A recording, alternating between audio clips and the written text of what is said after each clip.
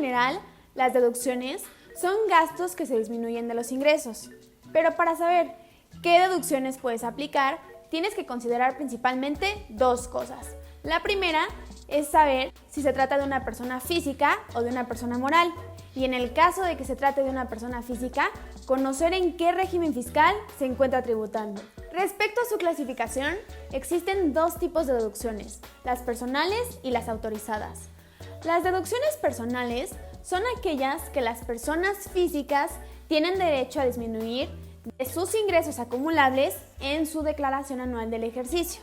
Una característica de estas deducciones es que no tienen una relación directa con los ingresos. Esto quiere decir que son adicionales a las que se permiten deducir y solo se pueden ejercer cuando se calcula el impuesto anual del ejercicio.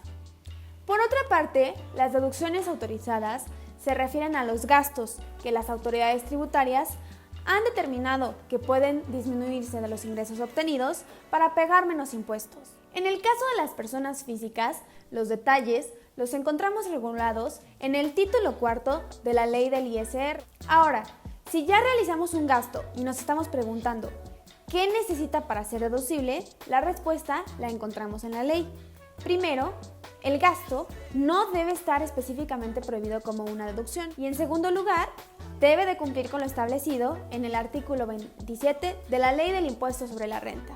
Algunos de estos requisitos son, primero, que el gasto debe de ser estrictamente indispensable, salvo algunos casos específicos de donativos, y segundo, se refiere a los comprobantes fiscales. De igual manera, las deducciones deben de estar registradas en la contabilidad y ser restadas una sola vez. Hasta ahorita todo parece muy claro. Sin embargo, ¿qué significa que un gasto sea estrictamente indispensable? Si buscamos esta definición en la ley, no la vamos a encontrar. Entonces, ¿qué podemos hacer para identificar cuáles de los gastos que realizamos son estrictamente indispensables? Una de las opciones que tenemos es remitirnos a un criterio que se estableció durante la legislación de 2002. Este criterio se establece que el término debe de atenderse dependiendo de los fines del contribuyente y del gasto específico del que se trate. Además, de acuerdo con este criterio, el carácter de indispensable debe de estar vinculado con la consecución del objeto social de la empresa. Ahora, veamos algunos ejemplos y tratemos de determinar si estos gastos son indispensables o no. Una contadora necesita comprar un bolígrafo para firmar unos estados financieros dictaminados. Decidió elegir uno con un costo de 10,000 pesos. ¿Este gasto es estrictamente indispensable?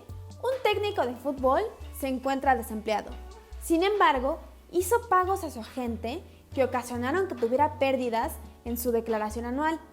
¿Estos pagos son deducibles? Una diseñadora de modas viajó a París para cerrar unos negocios con una agencia de modelaje. Este viaje lo realizó en primera clase. ¿Es un gasto estrictamente indispensable? Las respuestas a cada uno de estos casos no son sencillas y tenemos que tener en cuenta varios elementos que tenemos que considerar. En primer lugar, el concepto por el que se incurre el gasto y el riesgo del negocio o de la generación de los ingresos por incurrir o no en ese gasto en particular. Ahora, en segundo lugar, respecto al monto del gasto, conviene hacerse la pregunta ¿qué tan razonable es en comparación con el total de los ingresos del contribuyente?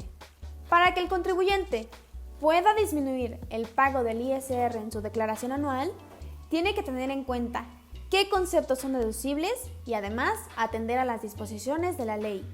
Atendiendo a que la carga de la prueba para demostrar que un gasto es estrictamente indispensable y por lo tanto deducible corre a cuenta del contribuyente, podemos concluir que sea cual sea el gasto que se realice, es necesario que el contribuyente proporcione argumentos a la autoridad que demuestren que los gastos fueron estrictamente indispensables. ¿Cómo? A través de evidencias lógicas y de los comprobantes de la indispensabilidad de los gastos realizados.